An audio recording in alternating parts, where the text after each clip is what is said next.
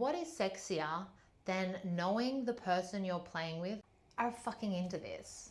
Welcome back. I've just finished one of my Pro D clients. It's someone who I've also seen for almost the whole time I've been Pro D'ing. Just starting to realize doing these vlogs how many of my clients are really long-term clients, which is great. But what might surprise you is that not everyone that comes to see me is a submissive. Some people are not in a power dynamic with me. And you might think, isn't that the whole point? And yes, as a dominant, it does generally work inside dominant and submissive inside of a power dynamic. There are some people who come to me because they love a specific thing that I do, or it's the only way that they can get, let's use the word going. And you might have guessed by now, I'm talking about clients who have fetishes. Now, not everyone who has a fetish is a submissive or a dominant or even inside of a power dynamic. They literally have something. It could be a physical thing, it could be an object, it could be a psychological aspect that they require in order to get turned on. That's how we kind of categorize a fetish. It's not a nice to have, it's something that they need to have in order to stimulate. So this client of mine will fall into that category because we're not in a power dynamic. I'm literally performing a fetish activity for him. And in his case, it happens to be electrocuting his thing. So yeah, just to get that distinction, because I think a lot of people use the word kink and fetish quite interchangeably. And I understand why. It's just kind of used, especially in marketing tools, like names of products especially and things like that. They just throw out whichever one. So I think there's been a bit of like dilution of actually what is a fetish and what is a kink. And again, you can have kinks without being in a power dynamic. Kink is like an umbrella term, while a power dynamic, and not using that particular word, sits under the umbrella of kink. So there's lots of things that sit under the umbrella of kink. Group play, voyeurism, exhibitionism, electroplay, impact play, shibari. They don't have to sit under a power. Now, what makes something a power dynamic and sitting under that category is that there's a power dynamic, that we're bringing a play to generally a dominant and submissive role, but there is some sort of power dynamic going on.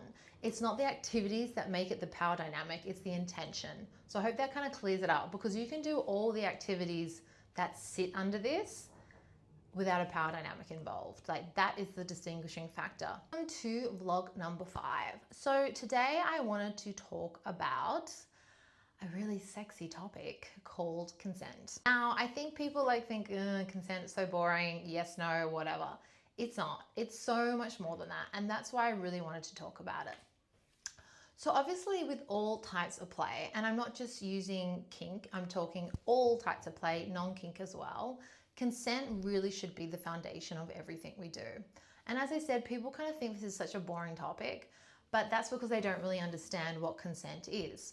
And the thing is, once you have knowledge of how to use consent, it can be really bloody sexy. I mean, what is sexier than knowing the person you're playing with or people you're playing with are fucking into this? Like, they're not just there because they have to be, or they're trying to please things, because they genuinely want to be doing them. So in power exchange, consent obviously is even more fundamental, because we are generally playing with riskier activities. And I don't just mean riskier from a physical point of view, I also mean psychologically as well. So that's why consent is so vital in power dynamics. But yes, vital for all types of play. And to be honest, I kind of wish the non-kink world would take a lesson out of the kink world when it comes to consent, because when I discuss consent violations with my friends, especially my girlfriends, the amount of consent violations that happen in the non-kink world, I think almost outweigh what's happening in the kink world, to be honest, because they're not really talking about it as it is in the kink scene. The kink scene, everyone knows one of the fundamental things is consent. I'm not saying everyone is good with it, but everyone has to understand that principle at least when they come into it. While in the non-kink world, it's just not talked about, and it's not something that I think we get brought up with when it comes to the play part of our lives. I have heard so many stories of girlfriends in particular, like going into having like a play with some guy that they're dating or they've met up with, and it's gotten really rough. And they're like, yeah, he pulled my hair and like choked me and things like that. And I'm like, did you consent to this like prior? And they're like, no.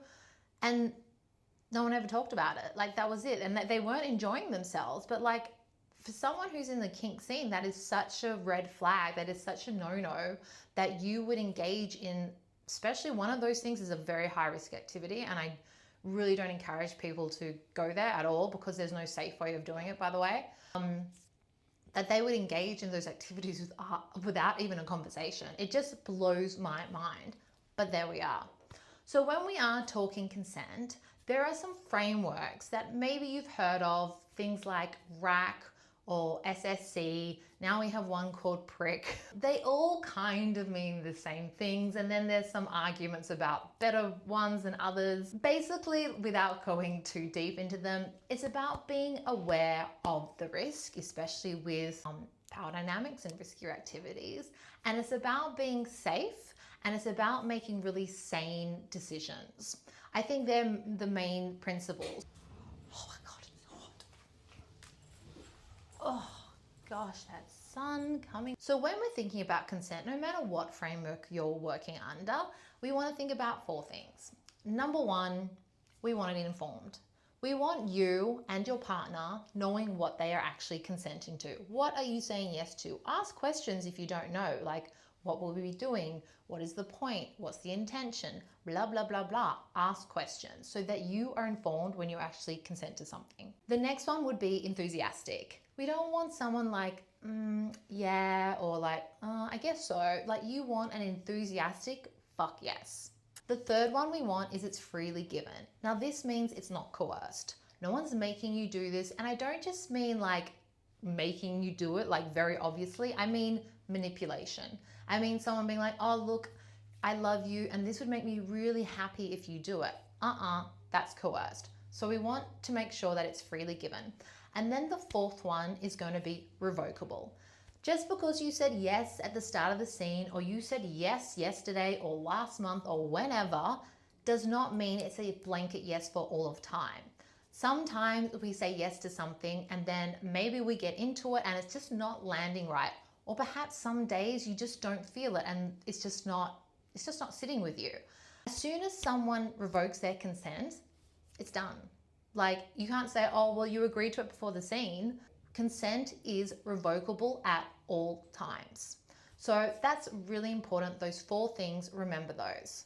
I think people think consent's going to be a buzzkill, but really when you negotiate about play beforehand, it allows, especially if you're in a power dynamic, it allows the person to feel safe. Well, really for both of you to feel safe, because it's important for both parties to feel safe. It allows you to create that safe space so that someone is, especially if they're in the submissive role, they're going to feel safe enough to surrender. And that's where consent is so important with creating that safe container. We need a lot of trust and safety when it comes to playing with power dynamics. And no one's going to surrender into a space that's not safe and they don't trust someone. And consent really gives us that foundations of being able to build safety and trust. Power dynamics is not about force. It's about someone giving you their power. And no one's going to give you their power if they don't feel safe and they don't trust you. So start with consent. It really is one of the fundamental aspects to making your play reach new heights. Hope everyone's doing well. Thanks for listening to vlog number 5. See you next time.